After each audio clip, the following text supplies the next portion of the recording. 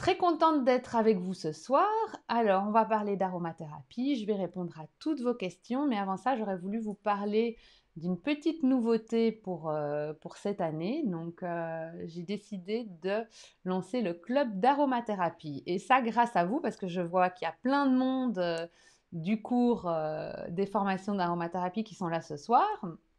Charlotte, Lorraine, Christine, je vois, Nathalie. Donc voilà, c'est hyper chouette que vous soyez là avec moi pour me soutenir.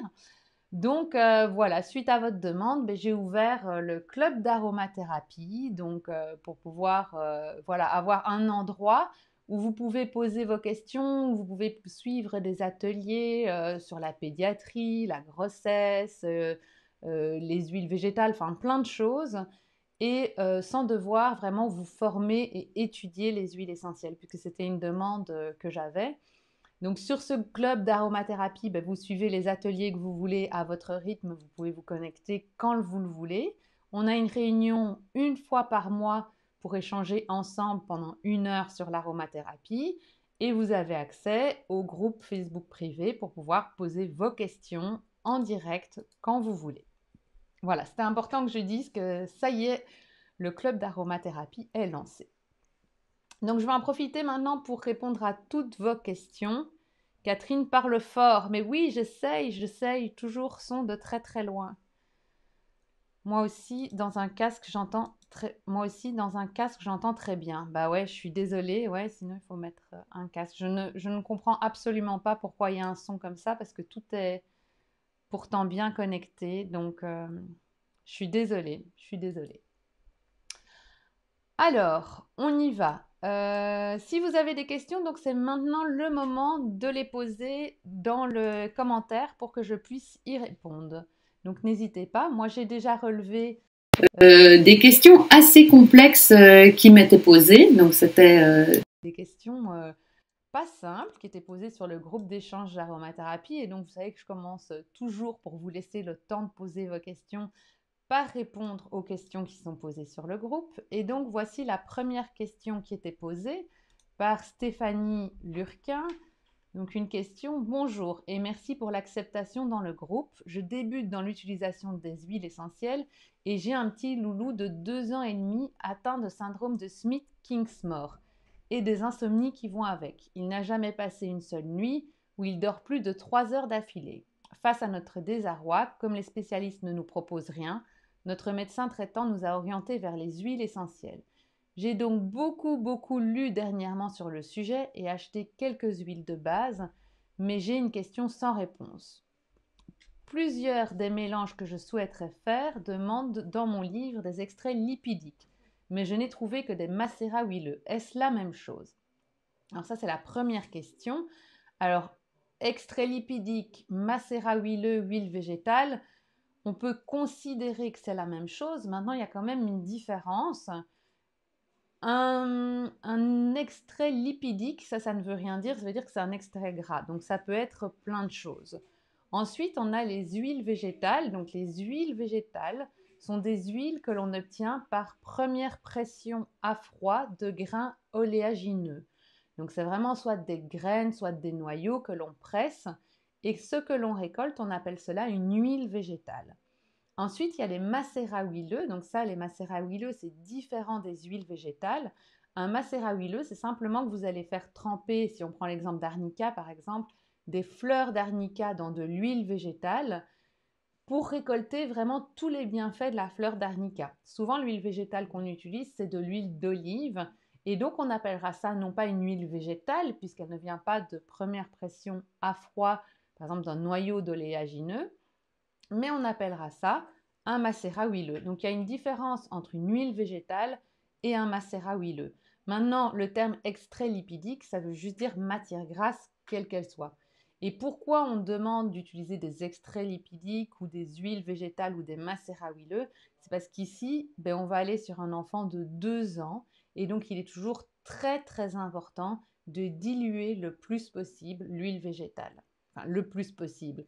À 2 ans, il y a des règles de dilution. Donc, souvenez-vous, pour celles qui suivent la formation, de 0 à 12 mois, on dilue à 10%. De 12 mois à 30 mois, on dilue à 20%. De 30 mois à 6 ans, on dilue à 30%. Et puis de 6 ans à 12 ans, on dilue à 50%.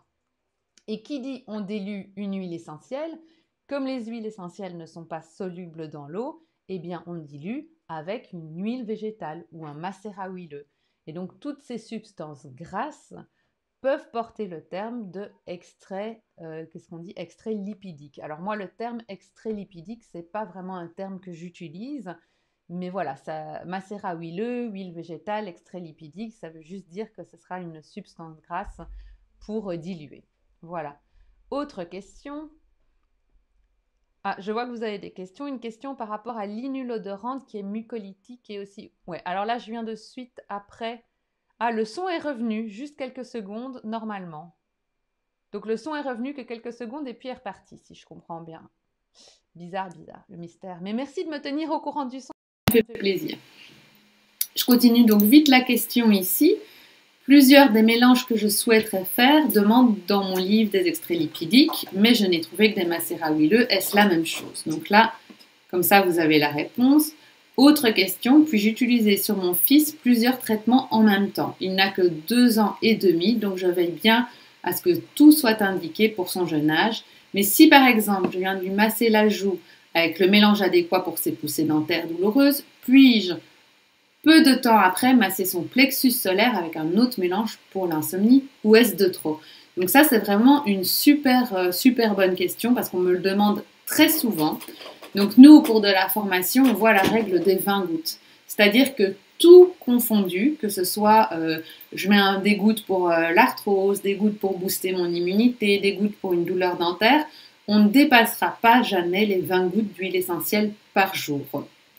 Et la posologie classique, c'est 4 gouttes d'huile essentielle 3 fois par jour. Donc ça, c'est le dosage classique et un maximum de 20 gouttes par jour. Mais sinon, c'est souvent en usage externe, 4 gouttes 3 fois par jour. Et on sait que pour un enfant, souvent, on divisera la dose adulte par 2, donc on fera 2 gouttes 3 fois par jour.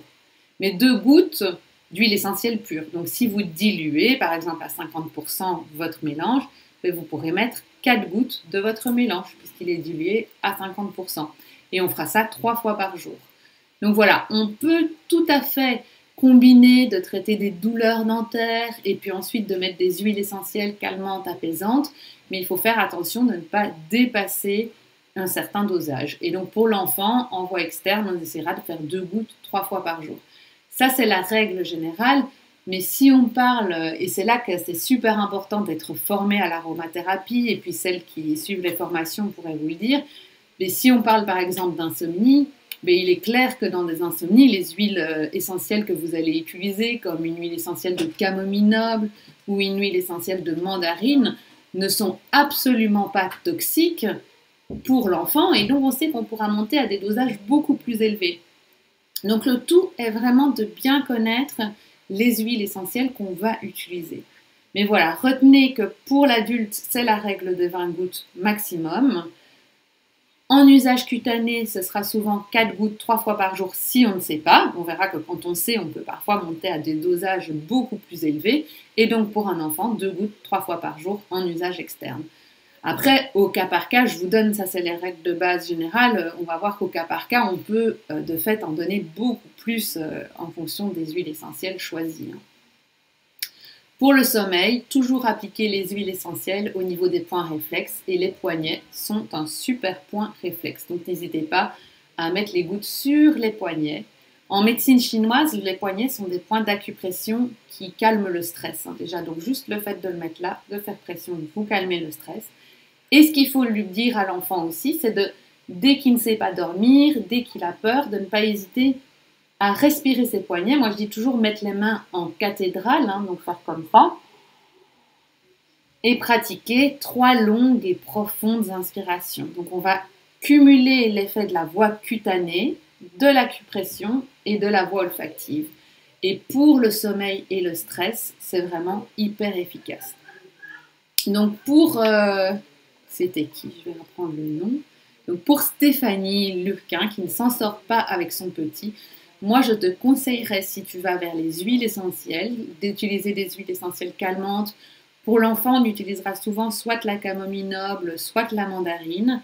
et de la mettre sur les poignets, diluée à 30%, donc environ une goutte d'huile essentielle que tu as choisie, par exemple l'huile essentielle de camomille ou l'essence de mandarine, et 2 gouttes d'huile végétale, quelle que soit l'huile végétale, à mettre au niveau du poignet et de lui dire de respirer à volonté dès qu'il en a besoin pour s'endormir. Donc ça, c'est vraiment ce qui sera le plus efficace en aromathérapie. Je reviens sur vos questions. Alors, parle fort. Oui, Christine, une question par rapport à l'inule odorante qui est mucolytique et aussi antitussive. Est-ce que son côté antitussif ne risque pas d'empêcher l'expulsion des mucosités? Non, parce que l'inule est vraiment très très odorante, elle est extrêmement fluidifiante, donc les sécrétions vont de toute façon monter et on va de toute façon les sortir.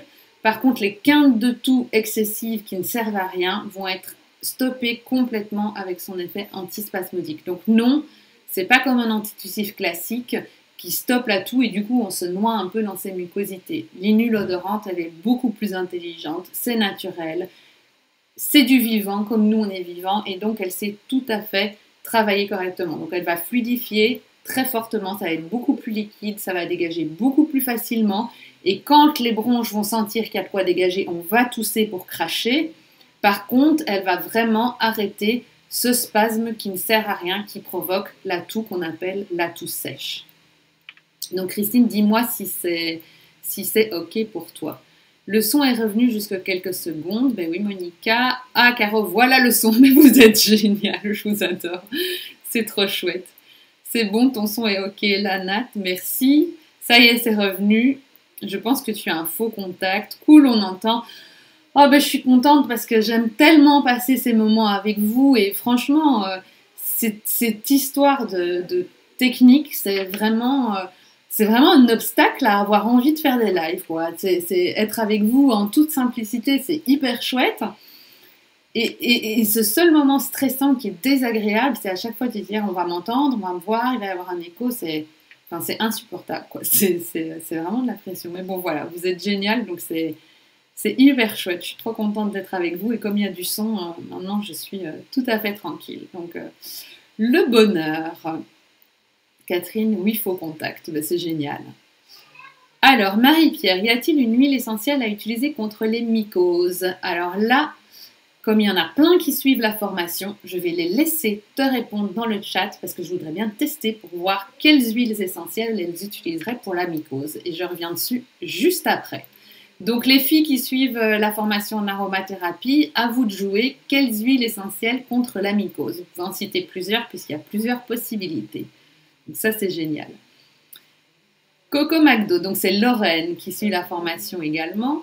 Dans la fiche hiver, si on compte, il y a plus de 20 gouttes de Ravinsara par jour. Pourquoi? Eh oui, c'est une très bonne question parce que je vous ai dit 20 gouttes, la règle de 20 gouttes, c'est une règle de base. Donc quand vous ne savez pas et que vous allez par exemple devoir traiter un rhumatisme, en même temps booster l'immunité, en même temps une douleur dentaire, si vous voulez être sûr de ne pas faire de bêtises, vous respectez la règle de 20 gouttes.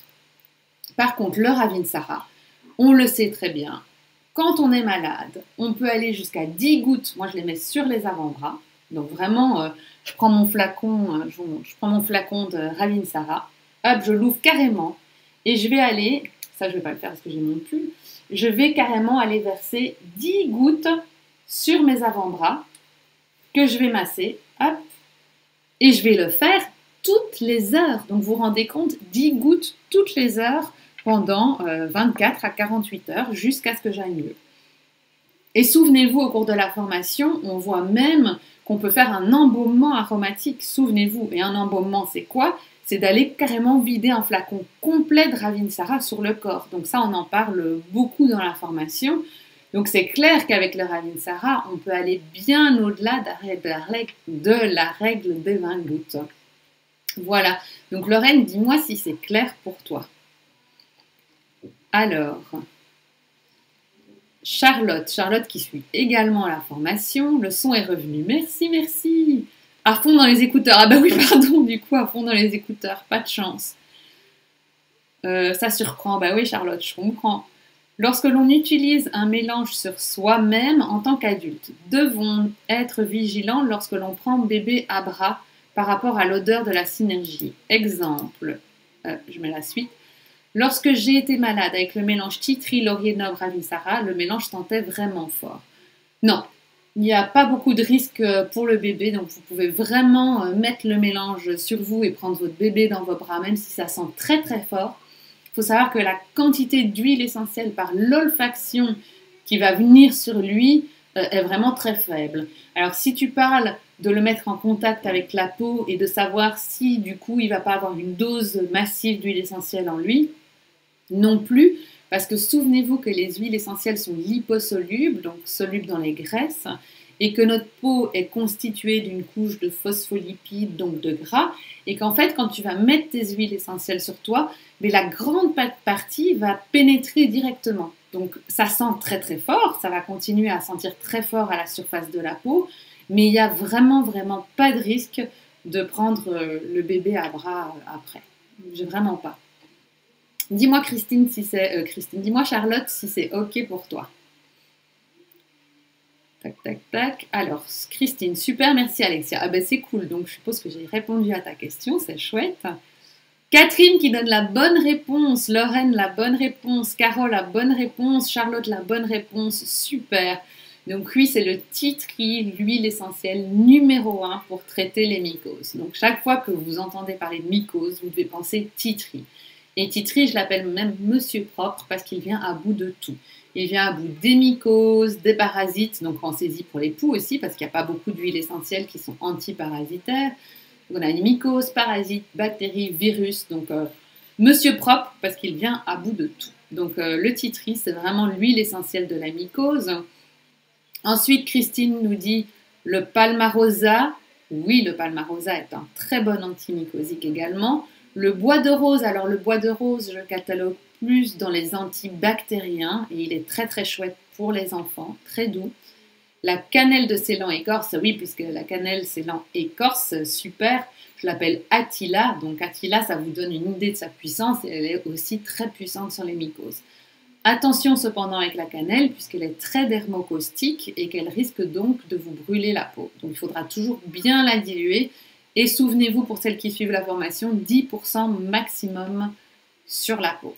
Donc si on met la cannelle, c'est une goutte de cannelle pour 9 gouttes d'huile végétale. Sinon, on risque les brûlures. Charlotte, oui, super, merci. Ah ben c'est parfait ça. Et puis Catherine, monsieur propre qui tue tout. Oui, exactement. Donc vous avez bien retenu les filles, c'est super. Alors n'hésitez pas à me mettre des questions supplémentaires si vous en avez. Moi, je vais continuer à faire le déroulé de mes questions qui étaient vachement complexes, hein, les questions que j'avais eues. Donc voilà, mais très intéressantes. Donc j'avais eu une question de Delphine Kalinka ou Kalinka, désolée pour le nom, je ne sais pas trop comment ça se prononce. Bonsoir, pour la sclérose en plaques, quelles huiles essentielles pour les douleurs? Est-ce qu'il y a des huiles essentielles contre-indiquées pour cette pathologie? Je pense que non. Comme c'est une maladie auto-immune, je voudrais être sûre que certaines huiles essentielles qui agissent sur le système immunitaire ne fassent pas pire. Alors, c'est complexe comme question, il y a plusieurs choses. Alors, il faut savoir que déjà, quand on a la sclérose en plaques, il n'y a pas vraiment d'huiles essentielles qui sont contre-indiquées. Donc ça, c'est déjà la bonne nouvelle. C'est une maladie dégénérative. Et même avec les huiles essentielles cétoniques qu'on connaît bien pour celles qui suivent la formation et qui jouent sur la gaine de myéline, on n'a pas vraiment de dégradation de la sclérose en plaques si on utilise ces huiles essentielles. Donc déjà, non. Par rapport, c'est une maladie auto-immune, donc par rapport à la question sur les huiles essentielles qui boostent l'immunité, qui pourraient être dangereuses, non. Parce que le Ravinsara, souvenez-vous, c'est un immunomodulant. Donc nous, on l'utilise pour booster le système immunitaire, mais en fait, on se rend compte que ça booste le système immunitaire parce que notre système immunitaire est trop bas.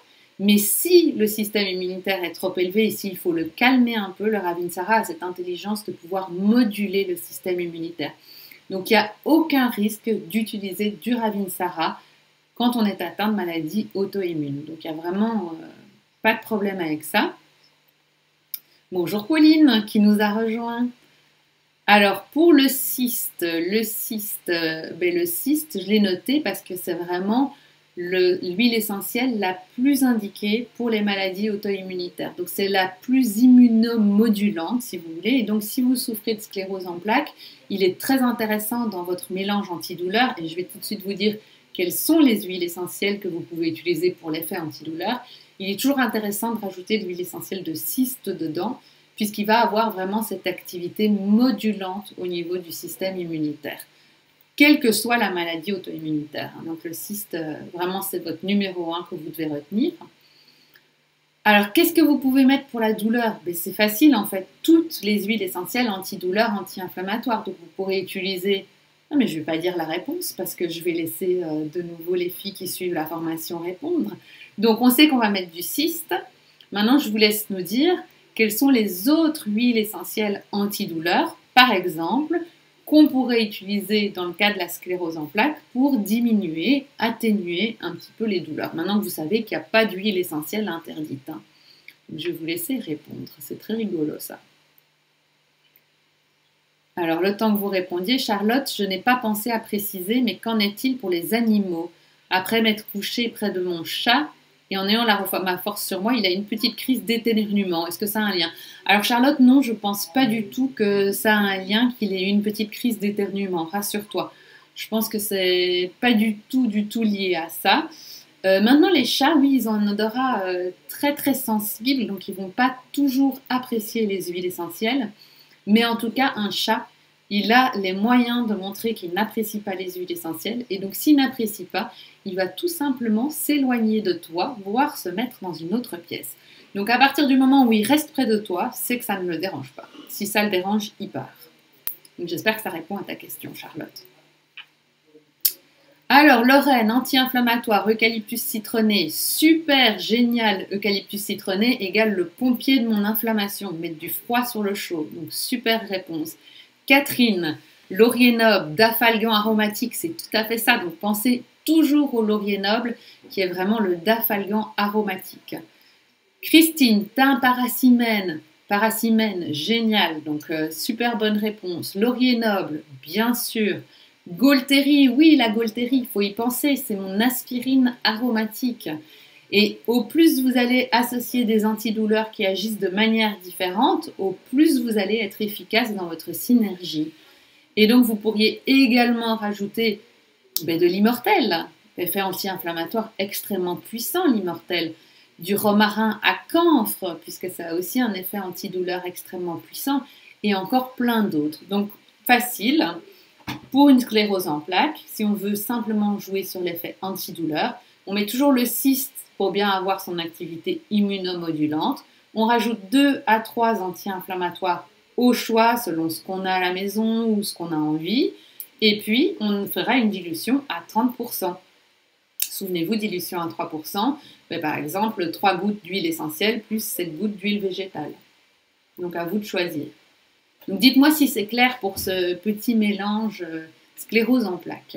Donc en fait, il faut juste aller chercher des huiles essentielles anti-inflammatoires, antidouleurs et les combiner avec l'huile essentielle de cyste ladanifère.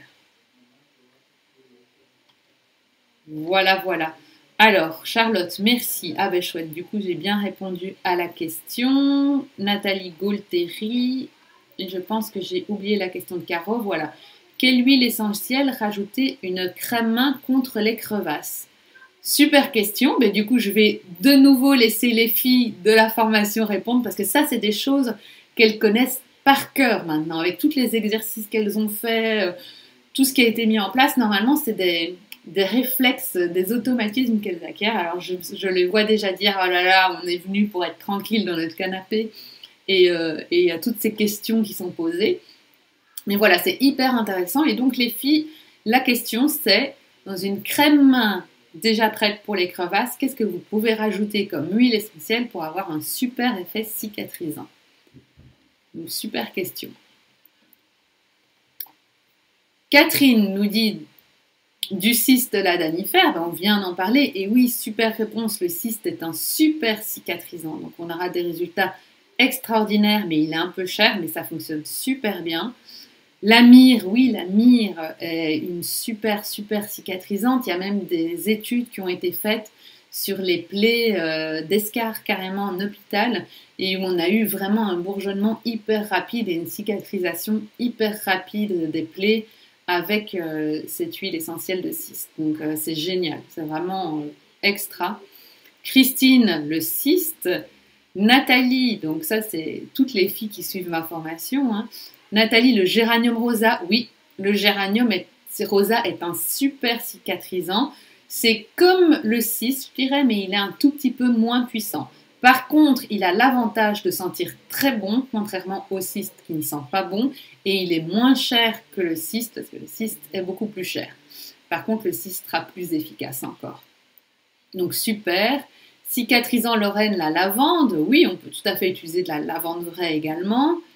Nathalie, le palmarosa. Alors non, le palmarosa, on ne va pas l'utiliser comme cicatrisant dans une crème main, malheureusement. Alors, Lorraine nous demande la lavande officinale ou la lavande aspic. Alors, les deux fonctionnent. La lavande officinale, qui s'appelle lavande vraie, est cicatrisante. La lavande aspic aussi. La lavande aspic aura cette particularité supplémentaire sur tout ce qui est piqûre et brûlure. Donc, dès que ça pique, on retient la lavande aspic sur tout ce qui pique. Donc, dès qu'il y a piqûre, brûlure, vous pensez à la lavande aspic. Mais au niveau crème main, voilà. Maintenant, si les crèmes main, on dit qu'elles sont tellement gercées qu'elles brûlent, qu'on sent le cœur battre dans les mains, et ben, du coup, on ira vers la lavande aspic alors. Voilà, donc c'est génial. Super, super réponse à vous, les filles. C'est vraiment super. Je ne suis plus seule à animer le live. C'est fantastique. Alors, question suivante. Je vois qu'il y a des questions ce soir. Lorraine, peut-on associer au traitement intensif au Ravinsara des inhalations humides sans risque de surdosage? Non, aucun risque de surdosage avec le Ravinsara. Donc, à avaler sur la peau, à inhaler, puisqu'on peut carrément réaliser un embaumement avec un flacon entier de Ravinsara en un soir. En une fois, il n'y a aucun risque que le Ravinsara nous sorte par tous les pores. Donc avec le Ravinsara, pas de problème.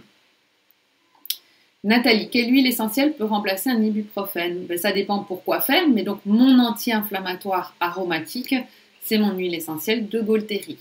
Donc ça, il faut toujours le retenir. Palmarosa, tac tac, je reviens. Nathalie, mon fils a les mains irritées avec le gel hydroalcoolique. Que peut-il mettre comme huile essentielle plus huile végétale? Ben, donc c'est tout ce qu'on vient de dire. Après, comme huile végétale, je vais de nouveau laisser les filles répondre parce que ce soir c'est le test de savoir si elles connaissent bien tout, mais je vois qu'elles assurent plus qu'assurent même. Mais donc huile végétale, on peut mettre géranium rosa comme ça a été dit, Cistella danifère, myrrhe sans problème, lavande vraie, on peut penser à la camomille, à la lavande aspic, donc il y a vraiment beaucoup d'huiles essentielles qui peuvent convenir. Au niveau des huiles végétales, il y a aussi des super huiles végétales cicatrisantes pour les mains. Et donc, super Nathalie, huile végétale de karité. Huile végétale de karité, oui, donc en fait c'est un beurre de karité, il est solide le karité et c'est vraiment hyper cicatrisant pour les mains. Donc le beurre de karité, il a des propriétés vraiment exceptionnelles. Super. Alors, si vous voulez quelque chose de plus sec, puisque le beurre de karité, il est très bien, mais il vaudra mieux le mettre le soir pour aller dormir. Sinon, si c'est en journée, vous pouvez choisir une huile végétale plus agréable à mettre. Et donc, vous pouvez aller sur une huile végétale de macadamia si c'est pour avoir les mains vraiment non collantes. Le calendula qui sera très cicatrisant, très apaisant. Enfin voilà, on peut vraiment s'amuser. Ça peut être la rose musquée, mais elle sera beaucoup plus grasse. Un avocat qui est bourré d'un saponifiable et qui donc va apporter plein de vitamines et de minéraux à vos mains. Vous voyez, vous avez vraiment beaucoup de possibilités. Et le germe de blé, Nathalie, oui, le germe de blé, est extraordinaire parce qu'il est bourré de vitamine E. Donc l'huile végétale de germe de blé est bourrée de vitamine E et donc elle est hyper concentrée en antioxydants. Et donc rajouter, alors par contre vous n'allez pas l'utiliser seul parce que le germe de blé est une huile végétale très grasse, très collante, très visqueuse. Donc vous la mettrez dans une autre huile végétale. Mais par contre c'est génial comme réponse parce que elle est mais d'une puissance incroyable, quoi. Elle est d'une puissance incroyable. Donc, super pour les réponses. Donc, au niveau de la dilution, ben, on va faire pour une crème main une dilution, si on veut que ça guérisse vite, à plus ou moins 10%, à mettre tous les jours, tous les jours. Après, une fois que ça ira mieux, vous pourrez retirer l'huile essentielle ou aller à un dosage d'huile essentielle à entre 1 et 3% et l'appliquer tous les jours. C'est vrai que cette saison, parce qu'avec les gels hydroalcooliques et le froid, pour le moment, on a vraiment les mains très très irritées. Alors si les mains sont très très irritées avec le gel hydroalcoolique, je vous conseillerais également d'aller voir sur le blog pour avoir la synergie dans du gel d'aloe vera, huile essentielle plus gel d'aloe vera. Donc voilà, n'hésitez pas à aller voir sur le blog, vous avez vraiment la formule gel d'aloe vera, huile essentielle, et là, vos mains seront toutes douces et pas du tout desséchées. Donc moi, je déconseille quand même l'utilisation du gel hydroalcoolique. Alors, Charlotte, pour une personne âgée en bonne santé qui a quelques douleurs dues à l'âge, je voulais lui faire essayer un stick inhaler avec ylang-ylang, encens, camomille et s'adapter. Y a-t-il des contre-indications? Puis-je remplacer l'encens par autre chose? Je n'en ai pas, mais j'ai déjà trop d'autres flacons. Bah oui, Charlotte, j'imagine. Alors oui, bien sûr. Alors, il faut savoir qu'il n'y a jamais aucune contre-indication à l'olfaction, c'est-à-dire à respirer les huiles essentielles. Donc oui, le stick inhaler, c'est vraiment génial. Et le fait d'avoir pensé en priorité à l'ylang-ylang, c'est une super bonne idée parce que c'est vraiment l'huile essentielle qu'on utilise même en soins palliatifs dans les hôpitaux pour diminuer vraiment la sensation de douleur des patients. Donc c'est une huile essentielle qui, par olfaction, permet aux patients de leur faire ressentir moins la douleur. Donc, ylang-ylang, génial. Encens, c'est une huile essentielle d'ancrage. Donc, c'est pour arrêter de penser à j'ai mal, à cogiter et à être dans ici et maintenant. Donc, si on veut remplacer l'huile essentielle d'encens, si tu veux rester dans la même catégorie, je dirais, tu peux aller vers la myrrhe, vers le patchouli, vers toutes ces huiles essentielles vraiment d'ancrage. Mais je pense que déjà, juste avec l'ylang-ylang, tu es déjà sur une huile essentielle vraiment extrêmement puissante au niveau de l'effet antidouleur. Donc tu peux même juste essayer huile essentielle. Alors la camomille noble, moi j'ai toujours du mal à me prononcer parce que je n'aime pas du tout l'odeur de la camomille noble, donc ça ne me calme pas, ça m'énerve, mais sinon ça peut fonctionner. Mais l'ylang-ylang, en tout cas, certainement, certainement.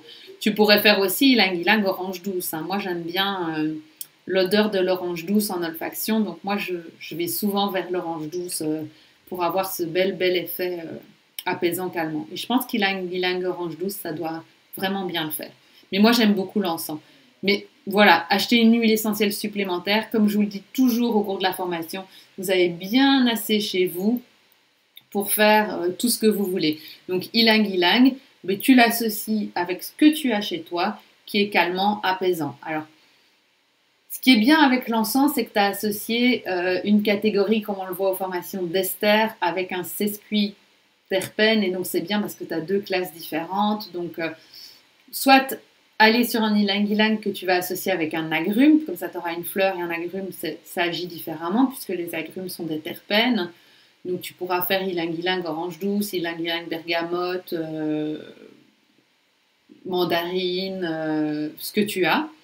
Ou tu peux faire un ylang-ylang avec, comme je t'ai dit, les sesquiterpènes, patchouli, myrrhe, tout ça. Ou alors tu peux même te diriger vers un aldéhyde terpénique, verveine citronnée, lycée citronné, eucalyptus citronné. Ils ont aussi de toute façon des propriétés calmantes, apaisantes. Mais le centre, ça doit être l'huile essentielle d'ylang-ylang. Ça, c'est vraiment génial comme idée. Donc voilà, super. Alors dis-moi Charlotte si c'est bon pour toi, parce que c'est important et c'est génial comme idée de soulager ces douleurs. Vraiment. D'ailleurs, n'hésite pas à me faire un retour là-dessus, parce que ça m'intéresse beaucoup. Nathalie Van Biloun, merci à toutes. Ben oui, Nathalie, hein, elles sont formidables, elles ont répondu à tout ce qu'il fallait, donc c'est vraiment hyper chouette. Donc je vais rester encore parce que j'ai commencé un peu plus tard à cause de tous mes problèmes techniques, mais encore merci de m'avoir aidé dans tout ça parce que c'est vraiment très dérangeant ces soucis techniques. Donc pour celles qui viennent de nous rejoindre, je me représente rapidement. Donc je m'appelle Alexia Jadot. Je suis docteure en pharmacie et experte en aromathérapie. Et donc j'accompagne, grâce à mes formations, les femmes à devenir actrices de leur santé et prendre soin d'elles grâce aux huiles essentielles. Donc voilà, vous avez un petit QR code si vous êtes intéressé par l'aromathérapie et que vous voulez participer à une séance découverte offerte. Pour celles qui sont sur Instagram, ben c'est facile, il vous suffit d'aller sur la bio et de réserver votre séance découverte. C'est encore plus simple. Alors,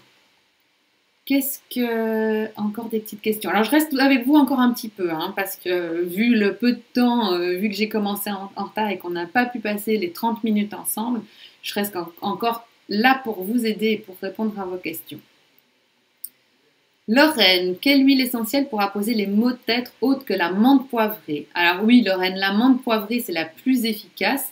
Maintenant, il y en a d'autres. Donc, si la menthe poivrée ne peut pas être utilisée, il y a la Gaultérie. Donc, la Gaultérie, c'est de l'aspirine, donc ça fonctionne super bien sur les maux de tête.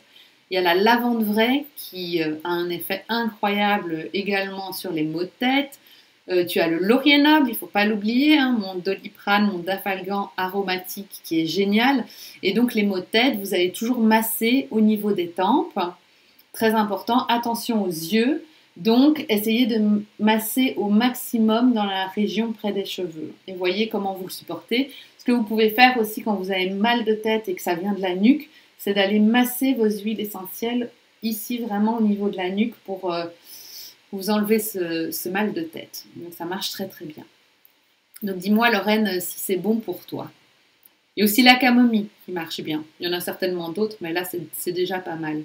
Alors Charlotte, 1 ou 2 gouttes de chaque dans le stick à respirer à volonté. Pas de fenêtre thérapeutique pour l'olfaction.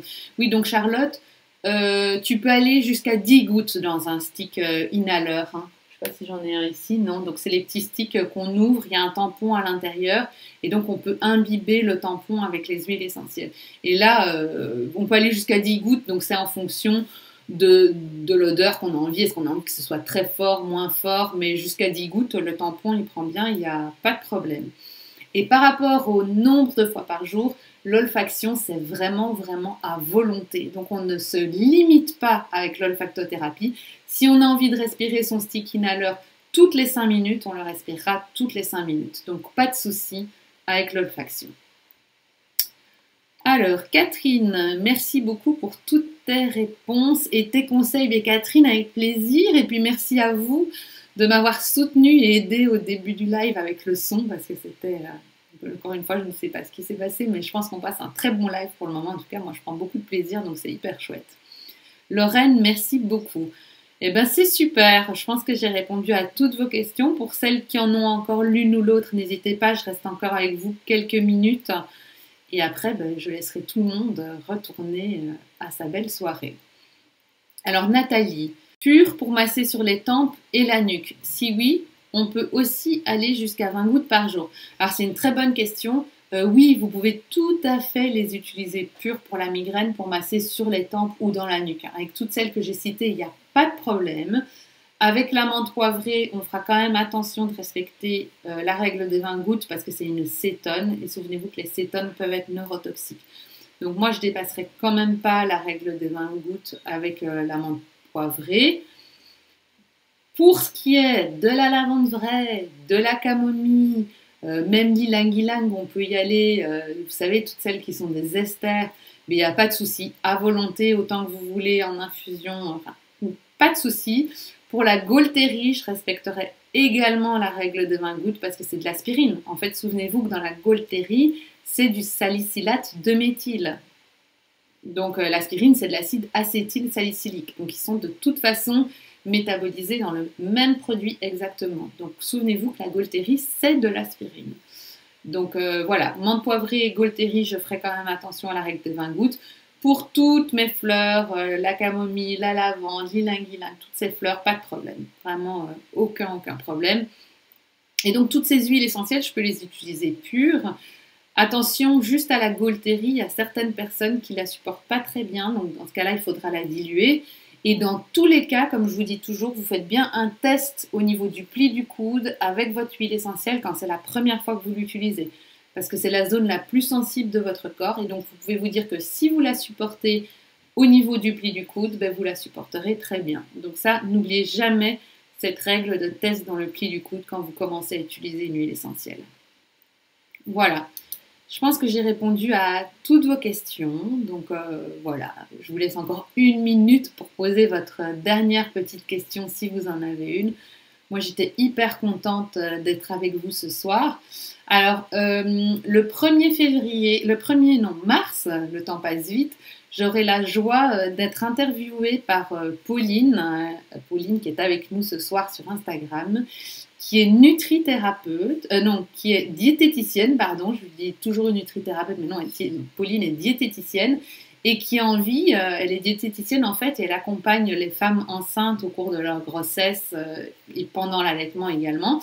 Et donc, on a discuté avec Pauline et elle voulait que je lui parle de quelles sont les huiles essentielles que la femme enceinte peut utiliser. Puisqu'il faut savoir que la femme enceinte, elle pense à tort qu'elle ne peut pas utiliser les huiles essentielles pendant sa grossesse. Et donc, elle m'a demandé de préparer une petite conférence sur la femme enceinte et les huiles essentielles. Et donc, je vous expliquerai quelles sont les huiles essentielles que la femme enceinte peut tout à fait utiliser et comment elle doit les utiliser, puisque c'est important de ne pas les prendre n'importe comment. Donc, on verra ça ensemble, en direct, toujours ici, le 1er mars à 20h, puisque vous savez que les lives, c'est toujours le 1er du mois pour une conférence thématique. Donc, on a toujours des sujets précis, et tous les 15 du mois pour être avec vous pour répondre à toutes vos questions.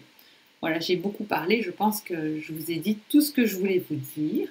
Donc je vois qu'il n'y a pas de nouvelles questions qui sont arrivées, donc moi j'étais encore une fois super contente d'être avec vous ce soir, et j'étais super contente de voir la plupart des filles qui suivent la formation ce soir avec moi, parce que ça m'a beaucoup aidé également, beaucoup apaisé, et puis comme ça je me sens un peu comme si j'étais en famille, et c'est vraiment super cool.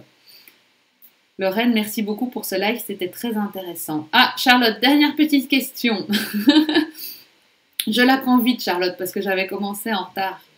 Le soin visage que tu m'as conseillé, huile de végétale de jojoba, huile essentielle de titri et lavande aspic, est miraculeux. Ah, génial, mais merci pour l'info pour les autres. Du coup, ouais, c'est vrai que ça marche vachement bien, ça. Je peux l'utiliser sur le long terme. Alors oui, Charlotte, si dans ton mélange, ton dosage d'huile essentielle va de 1 à 3%, il n'y a pas de souci, ne te tracasse pas, tu peux l'utiliser sur le long terme. Et c'est vrai que le titri, lavande aspic pour soin visage, pour une peau mixte, c'est vraiment génial. Donc ouais, merci pour ton retour, Charlotte, parce que du coup, c'est sympa de voir quand on utilise des synergies, si c'est efficace ou pas. Donc ça, c'est vraiment cool. Alors Catherine, merci beaucoup Alexia, très contente aussi. Mais oui, moi aussi, je suis super contente d'avoir été avec vous ce soir et super contente que ce live ait fonctionné, que vous ayez eu du son. Donc je suis ravie. Voilà, donc je vous ai dit tout ce que je voulais vous dire. Le club d'aromathérapie est ouverte pour celles qui n'ont pas envie de suivre les formations, mais qui ont envie quand même d'avoir des petites astuces aroma et de pouvoir échanger sur le groupe privé et dans nos petites réunions Zoom de tous les mois. Donc voilà, n'hésitez pas à vous inscrire à une séance découverte si vous voulez simplement voir de quoi il s'agit. Voilà, donc je vais vous laisser. On a bien travaillé ce soir, on a bien échangé, donc c'était hyper chouette. Et donc je vous retrouve en direct le 1er mars à 20h, donc ce sera également un lundi puisque mois de février à 28 jours, avec Pauline qui va m'interviewer sur les huiles essentielles et la femme enceinte. Voilà, je vous souhaite mille merci à toi pour tes bons conseils. Merci Charlotte, merci à vous. Nathalie, grand merci, bonne soirée. Monica, merci beaucoup, bonne soirée. Catherine, bonne soirée à toutes. Nathalie, merci pour ce rafraîchissement d'informations. Oui, Nathalie, je pense que c'est toujours bien de rappeler. Et c'est pour ça que moi, à chaque Enfin, chaque fois qu'on se réunit avec les filles de la formation toutes les semaines, on répète toujours, toujours, toujours la même chose pour que ça devienne vraiment des automatismes. Caroline, merci. Christine, bisous. Et bien voilà, sur ça, je vous souhaite une très bonne soirée à toutes. Je vous fais des gros bisous et je vous dis à très vite. Belle soirée à toutes.